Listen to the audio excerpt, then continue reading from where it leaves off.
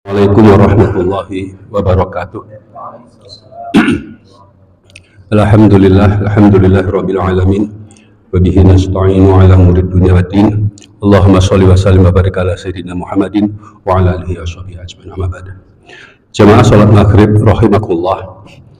Pada kesempatan kali ini saya akan menyampaikan sebuah puisi pendek yang ditulis oleh Imam Syafi'i.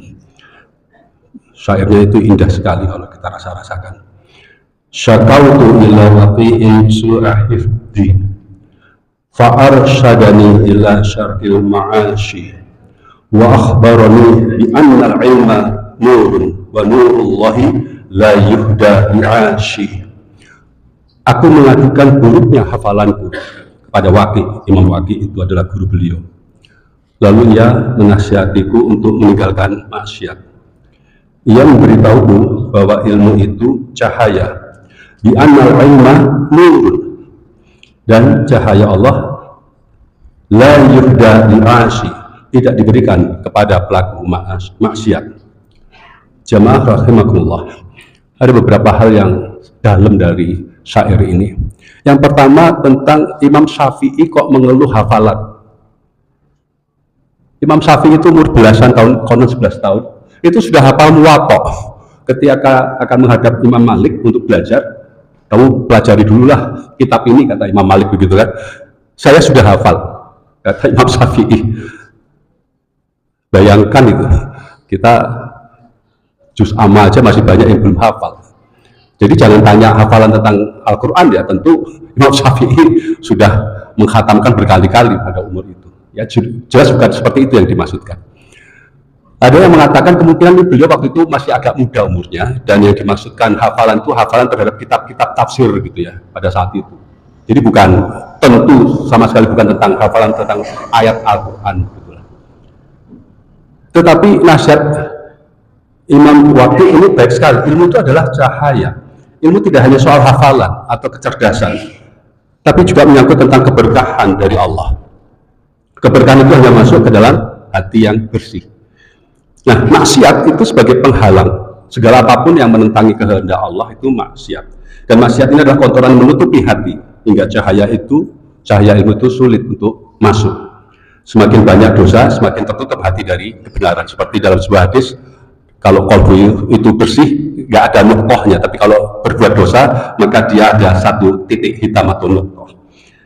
Sehingga disinilah Imam Waqi' menyarankan pada Imam Syafi'i untuk tazkiyatun nafs, untuk membersihkan hati selalu. Saya ingin mengatakan dari apa yang disampaikan oleh Imam Waqi' itu, kondisi penerima, reseptor, itu menentukan keberhasilan proses yang terjadi. Jadi, sebagus apapun Al-Quran sebagai huda, sebagai petunjuk, kualitas reseptornya, kualitas penerimanya, itu menentukan. Kalau agama lain sudah bermasalah dari sejak budaya, ya sejak hidayahnya itu sudah bermasalah. Kalau pada kita yang bermasalah itu reseptornya. Itulah nasihat utama dari Imam Waqi' tadi itu. Kalau kita pelajari seperti COVID kemarin itu ya, ini ada Pak dokter-dokter di sini. Antara virus dengan inang itu harus cocok. Dengan inangnya itu harus cocok, kalau nggak bisa menulari orang. Begitu juga lah dengan ayat-ayat Al-Quran itu harus cocok dengan inang pada tubuh kita itu. Kalau enggak, ya enggak bisa. Karena itulah ayat-ayat awal Al-Baqarah itu tentang influence dan reseptor. Alif lam mim dzalikal kitabul la raiba fi. Inilah influence-nya. Inilah sang pengaruh yang akan memberikan pengaruh positif pada kita. Tapi Allah menggambarkan itu reseptornya ada 3 jenis. Kita tahu semua itu, yaitu orang-orang yang beriman, bertakwa. Kemudian reseptornya yang kedua adalah orang-orang yang kafir. Kalau yang kafir ini mau diapa-apa ya nggak bisa. Sumum bukmun umyum fahum la yarjiun. Yang ketiga itu reseptornya adalah orang munafik. Jadi ini menyangkut tentang petunjuk bagaimana antara ilmu dan qalbu itu berhubungan erat, seperti virus dengan inangnya. Yang harus dilakukan kita itu adalah terus-menerus mencocoki supaya huda tadi itu, petunjuk Al-Quran tadi itu semakin banyak bisa masuk kepada diri kita. Dan demikian harus semakin membersihkan diri dari maksiat. Ini mirip betul dengan apa yang ada dalam surat An-Nur ayat 35 yang digambarkan al-misbahu fi sujajah as-sujajatu ka'annaha kaukabun duriyun. Pelita itu berada dalam kaca, kaca itu seakan-akan bintang yang bercahaya seperti mutiara. Nah, kaca ini diibaratkan seperti bintang yang bersinar terang, begitu ya, melambangkan hati yang bersih, hati yang jernih dan siap memantulkan cahaya hidayah. Apa cahaya hidayahnya? Yaitu yakadu zaiduha yudhi'u walau lam tamsas benar, yaitu minyaknya hampir-hampir menerangi walaupun tidak disentuh api. Itulah Al-Quran. Al-Quran itu di dalam kolbu manusia itu sebetulnya seperti minyak zaitun yang tanpa dinyalakan, kalau kacanya itu bening itu berkilau, nyala. Kalau sekarang kita nggak heran dengan fenomena ini. Kalau kita di jalan raya, kan ada toh petunjuk-petunjuk itu, ya, petunjuk lalu lintas, kalau kena cahaya sedikit aja langsung menyala gitu kan, tanpa dia dikasih lampu loh ya. Iya nggak? Misalnya petunjuk belok kanan gitu ya kan, warnanya kuning atau orange biasanya. Itu kan nyala seakan-akan toh. Begitulah gambarannya itu. Ya, gambarannya itu seperti itu. Jadi itu juga dalam bahasa yang lain betapa memang Al-Quran itu sangat mencocoki jiwa kolbu manusia yang bersih, yang bening. Ya,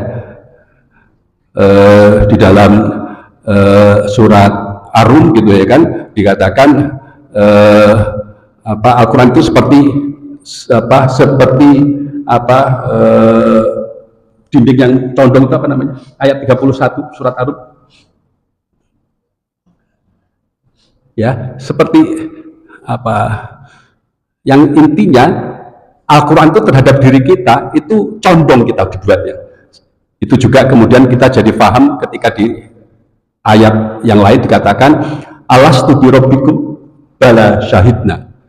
Hanya jiwa-jiwa yang maksiat, apalagi yang tertutup rapat, maka itu kafir, kufur itu kan yang menutup gitu kan, kufar itu petani gitu ya, para petani menutup dari cahaya tadi untuk keluar dari diri kita, untuk manifest begitu kan, itu ditutup-tutupi, dihalang-halangi, dan itu yang membuat orang kemudian tidak lagi mendapatkan cahaya dari Al-Quran. Naudzubillah min dzalik. Dan semoga ini bisa menjadi motivasi bagi kita untuk terus meningkatkan cahaya agama ini, karena sebetulnya keberislaman kita itu tak putus-putus. Itulah yang digambarkan dan nurun ala nur, ya, nggak putus-putus, nggak akan bisa selesai, sehingga mencari ilmu itu minal mahdi ilal lahdi, dari ayunan bayi sampai masuk liang lahat. Bila taufik wal hidayah. Assalamualaikum warahmatullahi wabarakatuh.